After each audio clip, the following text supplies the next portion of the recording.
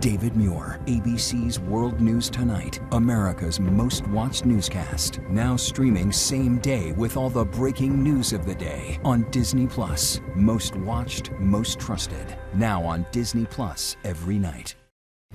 Breaking news tonight, a horrific bus crash in Virginia. At least 5 people killed, more than 40 injured. A bus plowing into multiple vehicles near a work zone on Interstate 95 south of Washington, D.C. And in New York, a fiery scene when 2 Amtrak work trains collided, one of them bursting into flames. Multiple injuries, commuters left scrambling. The dramatic first rescue of a miner from a flooded cave. Now the race against time to save 4 others still trapped in a maze of narrow tunnels, sometimes less than 2 feet wide. Tonight we hear from one of those miners stuck in that cave. Blue Origin's New Glenn rocket exploding into a massive fireball, damaging the launch pad during a test in Florida. Jeff Bezos calling it a, quote, very rough day, and the warning to residents about debris from that explosion. A federal judge ordering President Trump's name stripped from the Kennedy Center, and another judge temporarily blocking his administration's nearly $2 billion payout fund. What Trump is saying tonight. And the president weighing a final decision on a deal with Iran, meeting for hours with his advisors in the Situation Room. How Iran is now responding. Former Attorney General Pam Bondi on Capitol Hill testifying behind closed doors. What she told lawmakers about the Epstein files. Tragedy on Alaska's Mount McKinley. 3 climbers are found dead, but 1 safely brought down from America's tallest mountain. The daring rescue of students stuck at the top of a roller coaster, dangling nearly 100 feet in the air for hours. Terrifying moments as a car crashes into a terminal at Detroit Metro Airport. The second time in 4 months, what we're learning tonight. And the winner of the Scripps National Spelling Bee. What he told us about that nail-biting spell-off and the record finish. From ABC News World Headquarters in New York, this is World News Tonight with David Muir. Good evening, I'm Whit Johnson. David is on assignment traveling the country for America's 250th celebration. But we begin tonight with breaking news. A horrific and deadly bus crash on Interstate 95 in Virginia, south of Washington, D.C. It happened in the middle of the night. 5 people are dead, including a 7-year-old boy. And 4 of those fatalities were in one vehicle. More than 40 people injured, dozens rushed to the hospital. Police say the bus failed to slow down, plowing into 6 vehicles. And in New York, this fiery scene when 2 Amtrak work trains collided, one of them bursting into flames. Tonight, multiple injuries reported. ABC's Jay O'Brien leads us off from Stafford, Virginia. Tonight, at least 5 people, including 2 children, are dead and dozens are hurt after this bus slammed into multiple cars on southbound Interstate I-95 in the middle of the night. Multiple people jumping out of windows, multiple vehicles on fire. First responders weaving through heavy traffic to get to the scene near Quantico, Virginia, just after 2:30 this morning. Officials say the commercial bus bound for Charlotte from New York City with 34 passengers on board failed to slow down for a work zone. Passengers on the bus telling ABC News the driver was flying. Judy was sitting right behind the driver. When the bus flipped, it flipped me over, threw me up out my seat, and threw me on top of a man in glass. The cab of the bus is mangled as if it hit something head on, and workers here are going on and off getting personal items and suitcases. 4 people in one vehicle and 1 in another were killed. The youngest victim, a 7-year-old boy. And in New York, a fiery scene out the window of a train as it pulled into Penn Station. Authorities say 2 Amtrak work trains collided and 1 burst into flames. 5 workers hurt. The crash halted nearly all train traffic in and out of New York City during the morning rush. Commuters left scrambling. Whit, back here to that crash along I-95. We're learning tonight, according to authorities, the bus is owned by a company based in North Carolina. The driver was also injured. Police saying tonight they're looking at possible criminal charges. And the Secretary of Transportation posting that federal officials are also examining his training and his licensing. Whit. All right, Jay O'Brien for us tonight. Overseas now to the dramatic rescue of a miner trapped for more than a week in a flooded cave in Laos. Rescue teams still trying to free the 4 other miners. The threat of heavy rain is complicating their efforts. One of those men saying tonight they are weak and starving. Here's ABC's Britt Clennett. Go now. Tonight, you're watching the harrowing rescue of the first of 5 villagers who have been trapped in a flooded cave in Laos for more than a week. Okay. Divers painstakingly guiding the man on an 800-foot journey winding through narrow tunnels, at times less than 2 feet wide, in chest-high water. He's seen crawling on his hands and knees through tiny passages. As rescuers explain, the man's hands are wounded. But with their help, he finally emerges outside, weakened, but finding the strength to make his way up one last hill, where he let out a loud cry. That survivor then wrapped in a heat blanket. Images circulating online show a medical team giving him oxygen and an IV. But with the threat of fresh rain and floods at any moment, it is a race against the clock to rescue 4 men who are still desperately waiting underground. They were out searching for gold when they became trapped by floodwaters. 2 more people are still missing. In a heartbreaking exchange, today one of the stranded men asked rescuers why they just can't swim out now.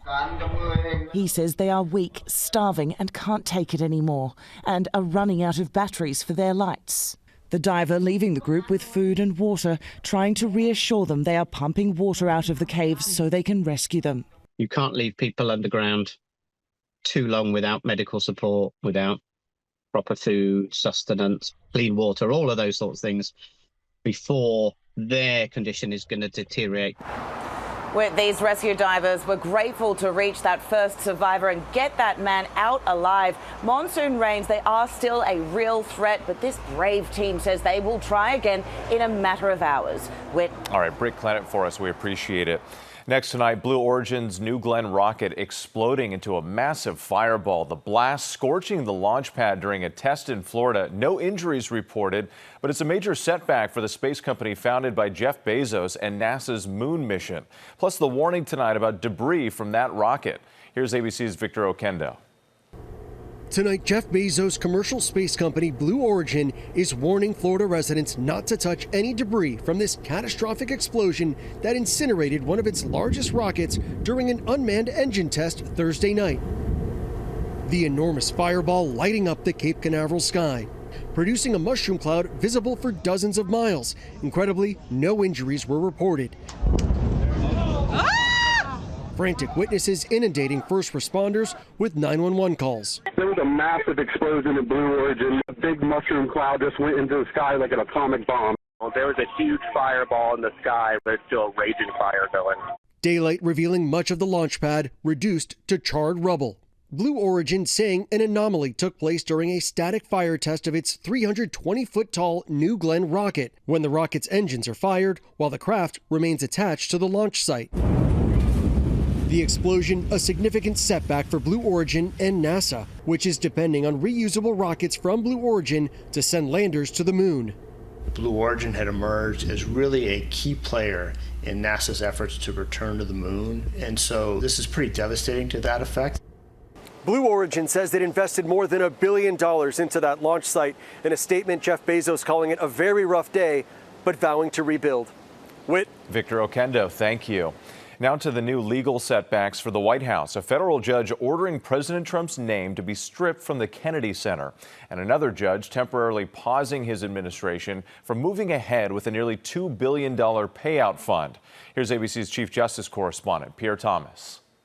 Tonight, a day of potential setbacks for President Trump, including the possibility that his name could be stripped from the Kennedy Center. Behind the storm of daily conflict and crisis, the poet, the artist, the musician, continues the quiet work of centuries, building bridges of experience between peoples.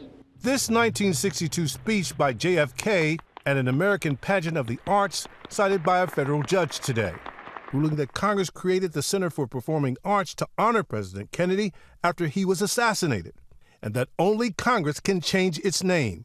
U.S. District Judge Christopher Cooper writing, Congress gave the Kennedy Center its name, and only Congress can change it.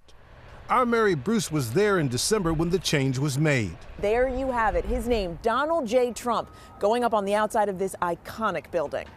But today, the judge ordering that President Trump's name be removed. from the institution's title as represented on the facade of the center and any other physical or digital signage and official materials. And today, another controversy surrounding the performing arts gaining headlines, as several artists announced that they are pulling out of the Great American State Fair, celebrating the country's 250th anniversary, citing concerns that the event, which has ties to the Trump administration, have become too political. But the event's organizers today pushing back, saying the fair is a celebration of American freedom, culture, and unity, not politics.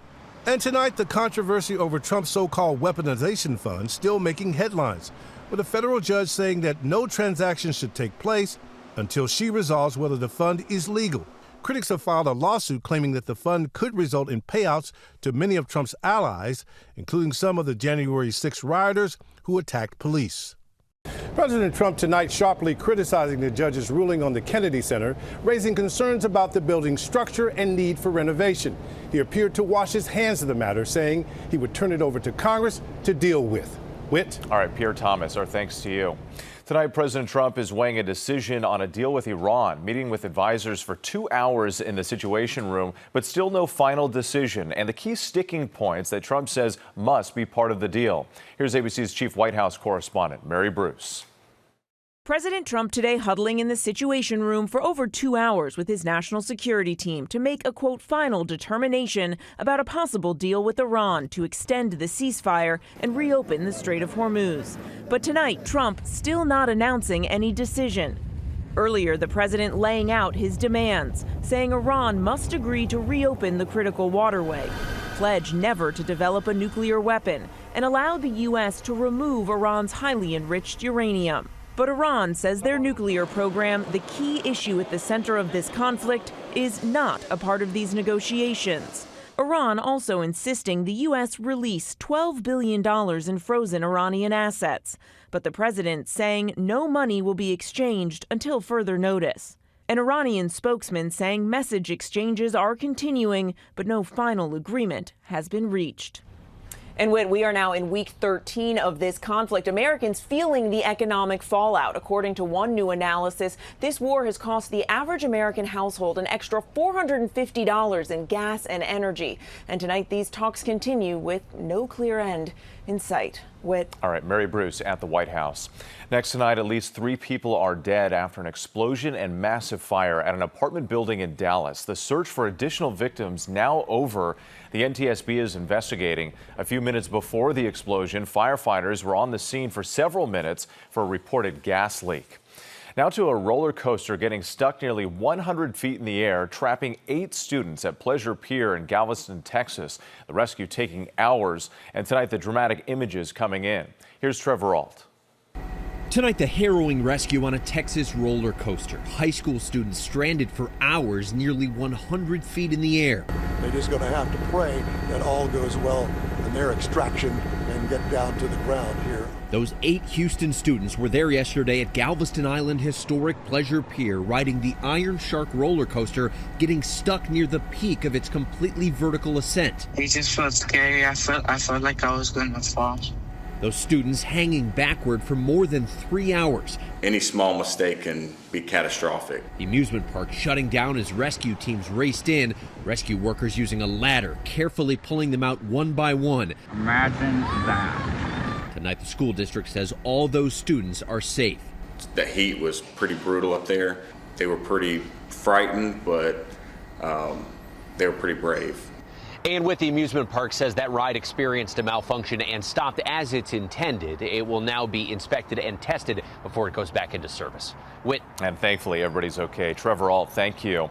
Former Attorney General Pam Bondi on Capitol Hill today for a closed-door interview about the release of the Epstein files. Bondi admitting to redacting errors, but saying the department was committed to accountability and transparency in the process. When asked about a possible pardon for Ghislaine Maxwell, Epstein's convicted accomplice, Bondi said Maxwell, quote, hopefully will die in prison.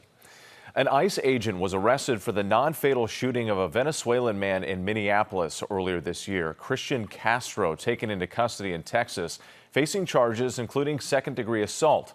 Prosecutors saying he shot through a front door, hitting one person in the leg, the bullet landing in the wall of a child's room. Meanwhile, 9 protesters arrested outside an ICE facility in Newark, New Jersey. It's the latest escalation from demonstrations over conditions at Delaney Hall. Homeland Security Secretary Mark Wayne Mullen saying the arrest came after law enforcement officers were bitten, kicked, and punched. When we come back tonight, the race to rescue climbers on the tallest mountain in North America ending in tragedy. And a car slamming through the front doors of an American airport. And it's not the first time this has happened. Plus the nerve-wracking moments and the record finale at the National Spelling Bee with a very happy winner. Next tonight, the rescue efforts for hikers on Mount McKinley in Alaska coming to a tragic end. 3 climbers found dead, but 1 was brought to safety. That hiker's condition has not been released. They fell onto a basin at the tallest peak in North America near the famed Denali Pass. 3 other members of their team returned to camp safely. A car crashes through the front doors of Detroit Metro Airport for the second time in months. The vehicle kept going into the building, people inside scrambling to get away. Amazingly, no serious injuries. The driver was taken into police custody. Another car drove into a terminal at the same airport back in January. When we come back, the mystery behind a sonic boom and where it may snow in the Northeast this weekend. To the index now, a mysterious sonic boom in South Carolina. The community around Columbia and nearby counties shaken and startled from the noise. The U.S. Geological Survey confirming this was not an earthquake, but no word yet on what caused it, and no reports of injuries or damage. Well, snow is in the forecast this weekend for one part of the Northeast. New England bracing for storms up to 4 inches of rain expected there. And in some of the higher elevations of New Hampshire, a few inches of snow could fall. A successful C-section for a gorilla. The Woodland Park Zoo in Seattle announcing the arrival of a 5-pound, 4-ounce baby boy. The C-section was an emergency because of low amniotic fluid. It's a rare procedure. The newborn and his mother, Olympia, are recovering well tonight. When we come back, America Strong and the dramatic end to the National Spelling Bee. Finally tonight, the dramatic end to the National Spelling Bee. A new record and new champion. Nearly 300 spellers competing at this week's Scripps National Spelling Bee. After 9 exciting rounds, can you please say the word 5 times? 2 contestants left standing on the stage last night. Philippita. Philippita. Philippita.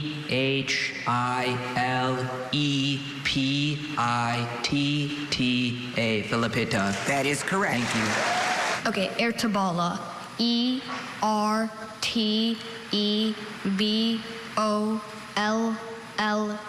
Ertebala. That is correct. Thank you. Judges declaring a tie, prompting a dramatic spell-off, a lightning round, 90 seconds to spell as many words as possible. Denebola. D-N-E-B-O-L-A. Feidodo. F-A-I-S-D-O-D-O. Kawathai. C-Y-W-Y-D-D-A-U. Tlachli. T-L-A-C-H-T-L-I. Madokwa. M-A-D-O-Q-U-A. Rishi-Arius. R-E-T-I-A-R-I-U-S. Then the anxious wait for the winner to be announced. The spell-off results are in. Shrey, during the spell-off, you correctly spelled a total of 32 words.